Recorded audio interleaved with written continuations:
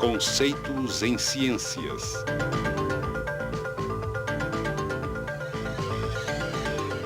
Eletromagnetismo. Teoria dos domínios. Esta bússola está respondendo ao campo magnético associado com o movimento de elétrons no condutor abaixo dela.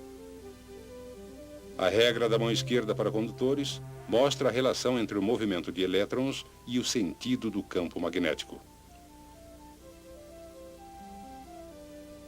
Com o polegar apontando no sentido do movimento dos elétrons, os dedos encurvados ao redor do fio indicam o sentido do campo magnético. Por outro lado, se o sentido do campo já for conhecido, a mesma regra pode ser usada para determinar o sentido do movimento dos elétrons. Como vimos nas experiências de Ørsted, uma agulha de bússola aponta no sentido do campo magnético ao redor de um condutor que conduz corrente. Assim, encurvando-se os dedos ao redor do condutor no mesmo sentido apontado pela agulha da bússola, o polegar nos dá a direção do sentido do movimento dos elétrons. Quando um condutor que conduz corrente é enrolado na forma de uma bobina, a bobina funciona como um ímã em forma de barra com um polo norte e um polo sul. A regra da mão esquerda para bobinas é usada para determinar qual extremidade da bobina é o polo norte. Com os dedos encurvados no sentido do fluxo dos elétrons, o polegar aponta para a extremidade norte da bobina.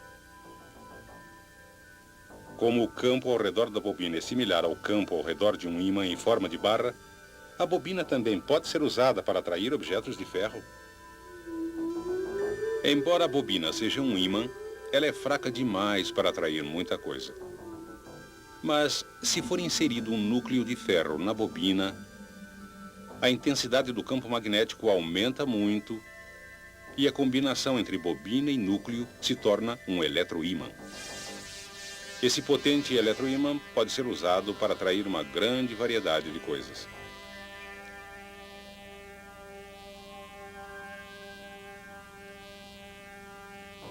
Quando a corrente que passa pela bobina é desligada, o campo desaparece e o núcleo de ferro deixa de ser magnético. Mas o que existe de especial no núcleo de ferro que faz ele magnetizar e desmagnetizar quase instantaneamente? Por que é quase impossível magnetizar cobre?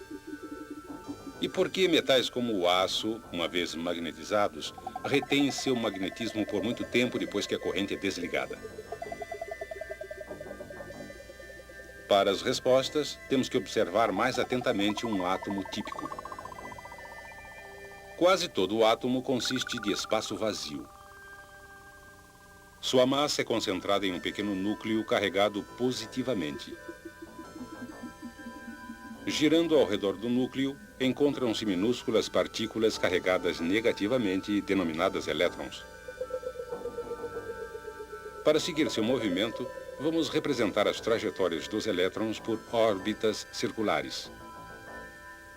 O movimento de um elétron ao redor do núcleo é muito parecido com o movimento de um elétron através de uma única espira de fio em uma bobina.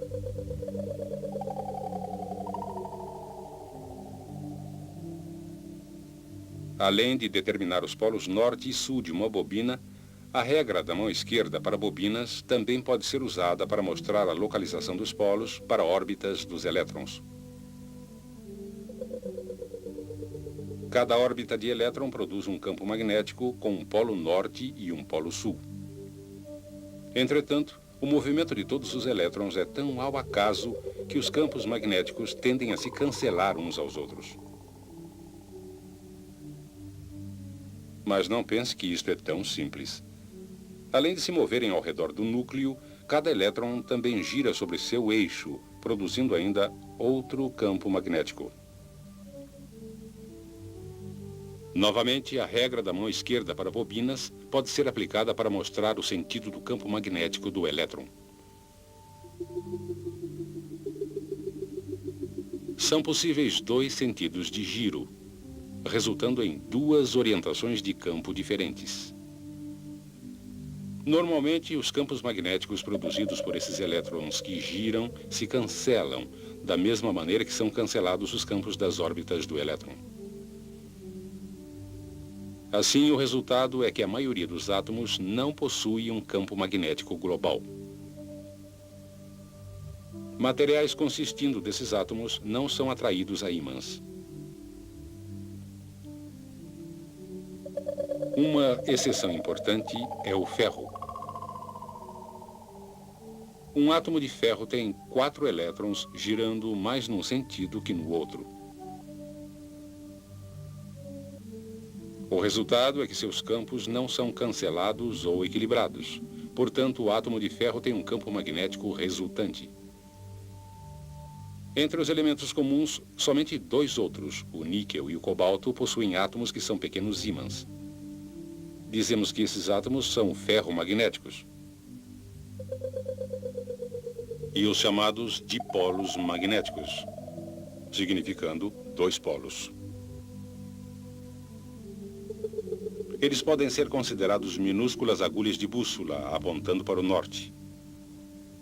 Em materiais ferromagnéticos, esses minúsculos dipolos interagem, fazendo com que grandes aglomerados se alinhem no mesmo sentido. Um aglomerado de dipolos em que todos apontam no mesmo sentido chama-se um domínio. Normalmente, domínios têm largura de cerca de 1 milímetro e contêm milhões de átomos, com cada domínio apontando em um sentido diferente. Mas quando a barra é exposta a um campo magnético, os domínios que estão apontando no mesmo sentido que o campo crescem e tomam posse dos outros domínios.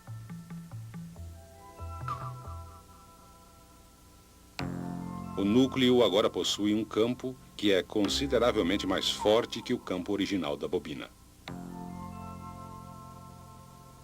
Quando o movimento de elétrons para,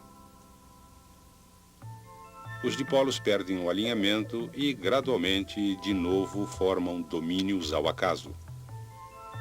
Mas, com o aço, os resultados são diferentes. Os átomos de carbono adicionados ao ferro para fazer o aço impedem que os átomos de ferro voltem a posições ao acaso quando a corrente é desligada. O resultado é que a barra de aço permanece magnetizada. Se a barra for quebrada, o alinhamento dos domínios permanece o mesmo em cada metade. E assim, cada pedaço passa a ser um ímã com 2 polos. Se batermos repetidamente em um ímã, os domínios podem gradualmente sair de seu alinhamento. Aquecer um ímã a alta temperatura também faz os átomos saírem do alinhamento, transformando o ímã em uma barra de aço comum. Quando o metal resfria, os átomos formam um conjunto de domínios ao acaso. Mas, se a barra de aço quente for colocada em um campo magnético potente e depois resfriada, os domínios formam novamente um alinhamento forte e uniforme no sentido do campo magnético. Agora, quando a corrente é desligada, os domínios permanecem alinhados e a barra de aço se torna de novo um ímã permanente.